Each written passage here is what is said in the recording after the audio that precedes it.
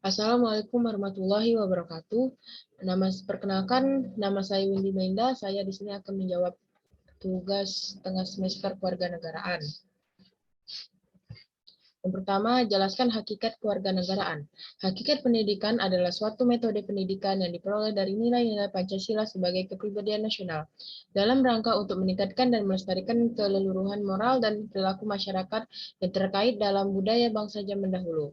Diharapkan dalam hal ini bahwa kita dapat mencerminkan jati diri yang terwujud pada perilaku yang berbeda dalam kehidupan sehari-hari pada masyarakat.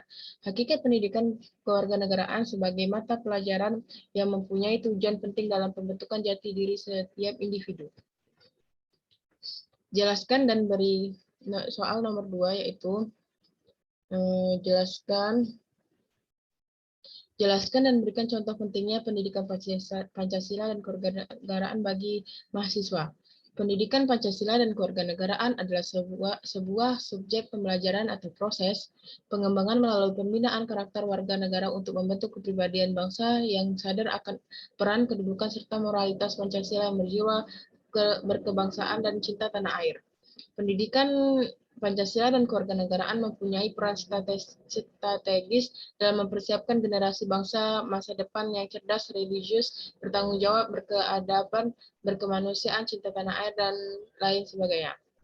Jadi sebagaimana siswa itu tuh ya, sangat penting mempelajari Pancasila dan kewarganegaraan agar mahasiswa itu dapat menampilkan karakter yang mencerminkan penghayatan, pemahaman, pengalaman nilai dan moral Pancasila sebagai personal dan sosial, dan berpikir secara kritis, rasional dan kreatif serta memiliki semangat kebangsaan serta cinta tanah air yang dijiwai oleh nilai-nilai bangsa.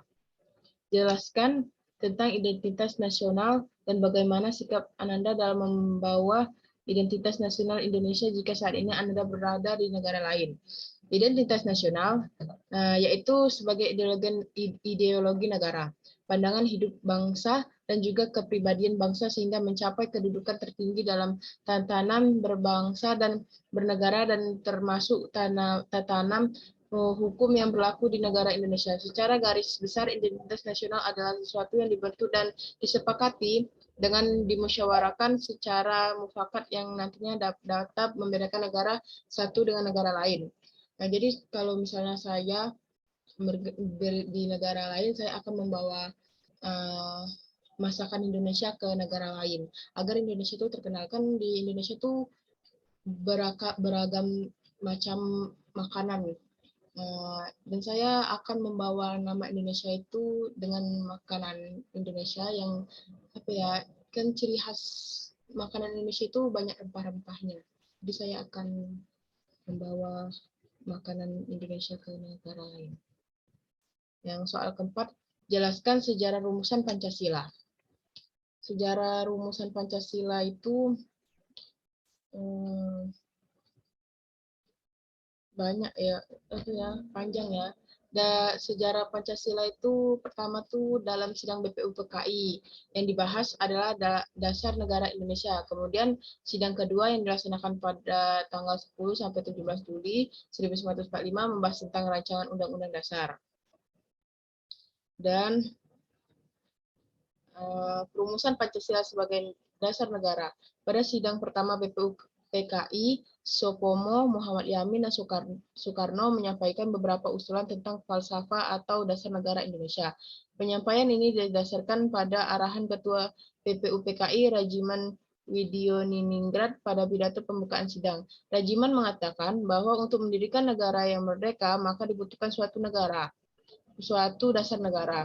Usulan dasar negara Muhammad Yamin 29 Mei 1945, Muhammad Yamin menyampaikan usulan dasar negara secara tertulis pada ketua sidang dan secara lisan. Usulan lisannya 1. Peri kebangsaan, 2. Peri kemanusiaan, 3. Peri ketuhanan, 4. Peri kerakyatan, dan 5. Kesejahteraan rakyat. Usulan tertulis, ketuhanan yang Maha Esa, kebangsaan persatuan Indonesia, rasa kemanusiaan yang adil dan beradab, kerakyatan yang dipimpin oleh hikmat kebijaksanaan dalam permusyawaratan perwakilan, 5. Keadilan sosial bagi seluruh rakyat Indonesia. Usulan dasar negara SPOMO tanggal 31 Mei 1945, menurut SPOMO, negara Indonesia merdeka adalah negara yang dapat mempersatukan semua golongan dan paham perseorangan, serta mempersatukan diri dengan berbagai lapisan rakyat. Selanjutnya, di bawah ini usulan dasar negara menurut SPOMO. 1. Persatuan, 2. Kekeluargaan, 3. Keseimbangan lahir dan batin, 4. Musyawarah, 5. Keadilan rakyat. SPOMO turut menegaskan bahwa negara Indonesia merdeka bukan negara yang menyatukan diri dengan golongan terbesar dalam masyarakat serta tidak menyatukan diri dengan golongan paling kuat. Dan yang itu usulan Soekarno. Usulan Soekarno itu pada 1 Juni 1945. Soekarno menyampaikan pidatonya mengenai dasar negara Indonesia merdeka pada 1 Juni. Ia memberi usulan yang berbentuk yaitu 1. Kebangsaan Indonesia, 2. Internasional atau peri kemanusiaan, 3. Mufakat atau demokrasi, 4. Sejarah sosial, dan 5. Ketuhanan yang Maha Esa. Pancasila ditetapkan sebagai dasar negara. Pancasila ditetapkan sebagai dasar negara pada 18 Agustus 1945 oleh Panitia Persiapan Kemerdekaan Indonesia (PPKI) pada sidang pengesahan UUD 1945. Pada sidang ini PPKI mengesahkan UUD 1945 di mana terdapat rumusan Pancasila sebagai dasar negara pada alinea keempat pembukaan UUD 1945. 5. Jelaskan berdasarkan sudut pandang Anda terkait Pancasila sebagai sistem filsafat dan etika politik pada masa 3 periode. Filsafat politik Pancasila ialah seperangkat keyakinan bermasyarakat, berbangsa, dan bernegara yang dibela dan diperjuangkan oleh para penganutnya, yaitu manusia-manusia Pancasila yang menyelenggarakan dan memperjuangkan kehidupan masyarakat berbagai dan bernegara berdasarkan Pancasila. Negara Indonesia, filsafat politiknya adalah filsafat politik Pancasila. Pancasila adalah filsafat politik masyarakat, bangsa, dan negara Indonesia. Menurut saya, 3 periode itu jika presidennya bisa menuntun Indonesia kepada lebih maju lagi, kenapa tidak? Tetapi 3 periode itu juga melanggar sistem apa ya?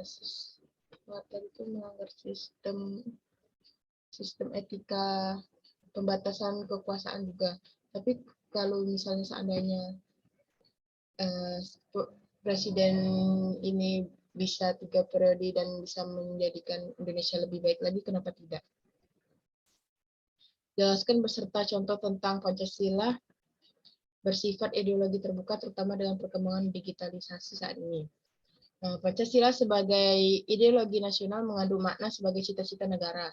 Pancasila sebagai ideologi nasional dapat dipandang dari sisi filosofis dan politis. Dari aspek filosofis, nilai-nilai Pancasila menjadi dasar keyakinan tentang masyarakat yang dicita-citakan. Contohnya kebebasan berpendapat. Dalam zaman digitalisasi ini, kita tuh bisa berpendapat di mana saja dan kapan saja. Sepertinya di dunia gadget lah ibaratnya, kita bisa berkomen di mana saja. Sebagai netizen yang baik, kita harus menjaga ucapan ketikan kita yang baik, berpendapat yang baik, agar tidak merusak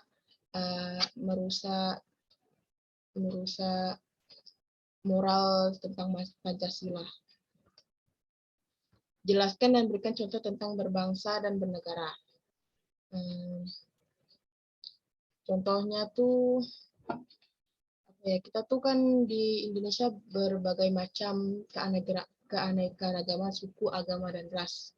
Dan contohnya, misalnya saya